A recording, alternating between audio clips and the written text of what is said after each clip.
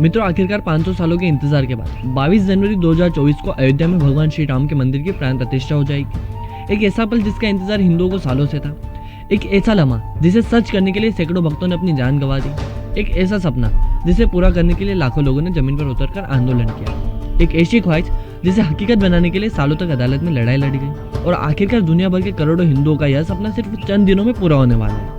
यकीन मानिए मित्रों, दुनिया भर में रहने वाले करोड़ों हिंदुस्तानियों के लिए इससे बड़ी खुशी, इससे सुंदर दिन और इससे दिव्य अनुभूति कोई हो ही नहीं सकती। माना जा रहा है कि देश भर से 25 लाख लोग इस पल का गवाह बनने अयोध्या पहुंचेंगे। इन लोगों के स्वागत के लिए अयोध्या का हर घर होटल बन चुका है। देश भर से अयोध्या के लिए 1000 ट्रेन चलाई जा रही है। अयोध्या का नया एयरपोर्ट बनकर तैयार हो चुका है। अयोध्या का नया रेलवे स्टेशन यात्रियों के स्वागत के लिए तैयार खड़ा है। तो मित्रों, आज के इस वीडियो में आज की स्वतंत्रता में राम मंदिर के इतिहास से जुड़े हुए कुछ छुपे हुए राज को जानेंगे। तो आइए इनको डिटेल में जानते हैं। वीडियो पसंद आया तो प्लीज अपने मित्रों, यारों, रिश्तेदारों से इसे शेयर करते हुए कमेंट सेक्शन में जय श्री राम जरूर लिखिएगा। जय श्री राम। राम राम मित्रों, आप देख रहे हैं वीडियो। मैं हूं रवि। 22 जनवरी 2024 को दोपहर 12:20 पर कुछ ऐसा होने वाला है जिसका सपना देखते देखते न जाने कितनी पीढ़ियां गुजर गई, मगर सैकड़ों सालों की हसरत मत कुछ हफ्तों में हकीकत बनने वाली। इससे पहले कि मैं राम मंदिर के इतिहास पर आपको उद्घाटन से जुड़ी कुछ जरूरी बातें बता देता हूँ। 22 जनवरी को तो राम मंदिर का उद्घाटन है, मगर उससे एक हफ्ते पहले 16 जनवरी को स्नान, विष्णु पूजन, पंचांगव्य प्रशासन और गोदान का कार्यक्रम होगा। उसी दिन मंदिर आंदोलन से जुड़े लोगों को श्रद्धांजलि भी दी जाएगी। फिर 18 जनवरी को मंडप प्रवेश, वास्तु, गणेश पूजन और रामलला का जलादिवास होगा। 20 जनवरी को देश के अलग अलग नदियों से 81 कलश को लाए गए जल से भगवान श्री राम का जलाभिषेक होगा। 21 जनवरी को भगवान श्री राम का 121 कलश से दिव्य स्नान होगा। 22 जनवरी को मृगशिरा नक्षत्र में प्राण प्रतिष्ठा की महापूजा होगी। उद्घाटन से पहले अयोध्या के चप्पे चप्पे को दुल्हन की तरह सजा दिया गया है। पूरे शहर का कायाकल्प हो चुका है और हर अयोध्यावासी अपने शहर में पूरी दुनिया का स्वागत करने के लिए खुली बाहों से तैयार खड़ा है।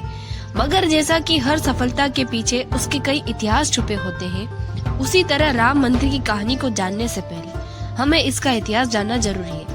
दरअसल अयोध्या को श्री राम के पूर्वज व्यवसाय के बेटे विवस्त्र मनु ने बसाया था। श्री राम के जन्म से लेकर जब तक अयोध्या में राम राज रहा, तब तक अयोध्या मानो स्वर्ग के समान दिखाई पड़ती थी। परंतु जब श्री राम पुण्य अपने धाम को लौट गए तो अयोध्या मानो विधवा की मांग की तरह सूनी हो गई। कुछ समय बाद श्री राम के बेटे कुश ने अयोध्या का पूर्ण निर्माण किया। उसके बाद सूर्यवंश के 44 पीढ़ियों ने यहाँ पर राज किया। आखिर है वंश महाराजा अबराहत बल ने भी यहाँ शासन किया। ब्रदुल की मृत्यु महाभारत के युद्ध में अभिमन्यु के हाथों होने के बाद अयोध्या मानो जर्सी गई। कई वर्ष बीत गए। लगभग ईस्वी के 100 वर्ष पूर्व उज्जैन के राजा विक्रमादित्य शिकार करते हुए यहाँ पहुँचे। उन्हें एक साधु ने बताया कि यह श्री राम की जन्मभूमि है। तब राजा विक्रमादित्य ने यहाँ श्री राम का भव्य मंदिर बनवाया और कई सारे कुएं और महलों का निर्माण कराया। एक बार फिर से अयोध्या को अयोध्या बनाया।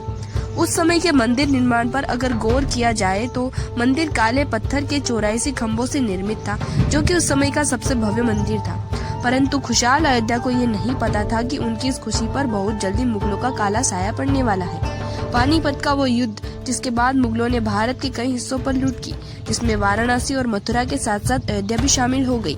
मंदिर 24वीं शताब्दी तक यानी सिकंदर लोधी के शासन काल तक सुरक्षित रहा। 24वीं में हिंदुस्तान पर मुगलों का अधिकार पूर्ण रूप से हो गया था। उसके बाद ही राम जन्मभूमि अयोध्या को नष्ट करने के लिए कई अभियान चलाए गए। अंततः 1527 से 28 में इस भव्य मंदिर को तोड़कर यहाँ मस्जिद बना दी गई। इस मस्जिद का नाम मुगल शासक बाबर के नाम पर रखा गया था, परंतु इसे ना ही बाबर ने बनवाया था और ना ही इसे बनवाने की अनुमति दी थी। दरअसल इसके पीछे था बाबर के सेनापति मीर का हाथ। बाकी इसे लेकर हिंदू समुदाय ने दावा किया कि यह जगह भगवान राम की जन्मभूमि है और यहाँ एक प्राचीन मंदिर था। हिंदू पक्ष के दावे के मुताबिक मुख्य गुंबद के नीचे ही भगवान राम का जन्म स्थान था। बाबरी मस्जिद के 3 गुंबदें थी। अयोध्या में बनाई गई मस्जिद के खुदे 2 संदेशों से भी इसका संकेत मिलता है, जिसमें यह साफ साफ लिखा है कि जन्नत तक जिसके न्याय के चर्चे, किसी महान शासक बाबर के आदेश पर दयालु मीर बाकी ने फरिश्तों की इस जगह पर मुकम्मल रूप दिया। जिसके बाद 1853 में इस जगह के आसपास पहली बार दंगे हुए। 1859 में अंग्रेजी प्रशासन ने विवादित जगह के आसपास बाड़ लगा दी। मुसलमानों को ढांचे के अंदर और हिंदुओं को बाहर चबूतरे पर पूजा करने की इजाजत दी गई। पर जंग अभी शुरू हुई थी। असली विवाद शुरू हुआ 23 दिसंबर 1950 को, जब भगवान राम की मूर्ति मस्जिद में पाई। हिंदुओं का कहना था भगवान राम प्रकट हुए जबकि मुसलमानों ने आरोप लगाया कि किसी ने रात में चुपचाप मूर्ति वहां रख दी। यूपी सरकार ने मूर्तियां हटाने का आदेश दिया, लेकिन जिला मजिस्ट्रेट डीएम के नायर ने दंगों और हिंदुओं की भावनाओं को भड़काने के डर से आदेश को पूरा करने की असमर्थता जताई। सरकार ने इसे ढांचा मानकर ताला लगवा दिया।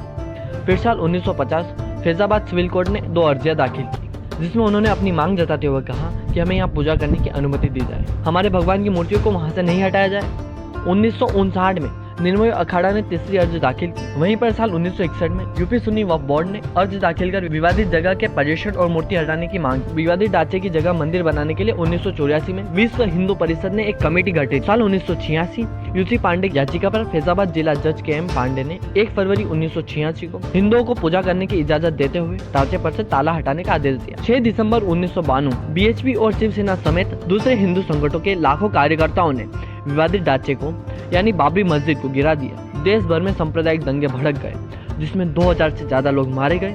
फिर सामने आया एक बड़ा फैसला। 2010 इलाहाबाद हाईकोर्ट ने अपने फैसले में विवादित स्थल को सुन्नी वक्फ बोर्ड, रामलला विराजमान, निर्मोही अखाड़ा के बीच 3 बराबर हिस्सों में बांटने का आदेश दिया। पर साल 2011 सुप्रीम कोर्ट ने अयोध्या विवाद पर इलाहाबाद हाईकोर्ट के इस फैसले पर रोक लगाई। साल 2017 सुप्रीम कोर्ट ने आउट ऑफ जज सेटलमेंट का आह्वान किया। 8 मार्च 2019 सुप्रीम कोर्ट ने मामले को मध्यस्थता के लिए भेजा, पर पैनल को 8 सप्ताह के अंदर कार्रवाई खत्म करने का आदेश दिया। 6 अगस्त 2019 सुप्रीम कोर्ट में अयोध्या मामले की रोजाना सुनवाई शुरू हुई। 16 अक्टूबर 2019 अयोध्या मामले की सुनवाई पूरी हुई और सुप्रीम कोर्ट ने फैसला सुरक्षित रखा और आखिरकार वो घड़ी आ ही गई जिसका अयोध्या और राम भक्तों को बेसब्री से इंतजार था। 9 नवंबर 2019 को सुप्रीम कोर्ट के 5 जजों ने राम मंदिर के पक्ष में फैसला सुनाते हुए कहा कि 2.77 एकड़ की विवादित जमीन हिंदू पक्ष को मंदिर निर्माण के लिए दी जाती है और मस्जिद के लिए अलग से 5 एकड़ जमीन मुहैया कराने का आदेश जारी किया। तकरीबन 28 साल बाद रामलला टेंट से निकलकर फाइबर के मंदिर में रखे गए। 5 अगस्त 2020 राम जन्मभूमि अयोध्या के इतिहास का सबसे सुनहरा दिन। ये वो दिन है जिस दिन राम मंदिर के निर्माण के लिए भूमि पूजन कर मंदिर की नींव रखी गई।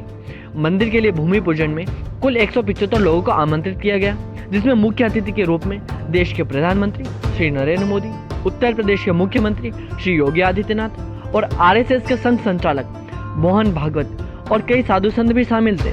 और यहाँ से शुरू होता है रामलला के भव्य मंदिर का निर्माण। इसे रामलला इसलिए नाम दिया गया क्योंकि यहाँ भगवान राम अपने बाल स्वरूप में अपने भाई लक्ष्मण और माता सीता के साथ विराजमान होंगे।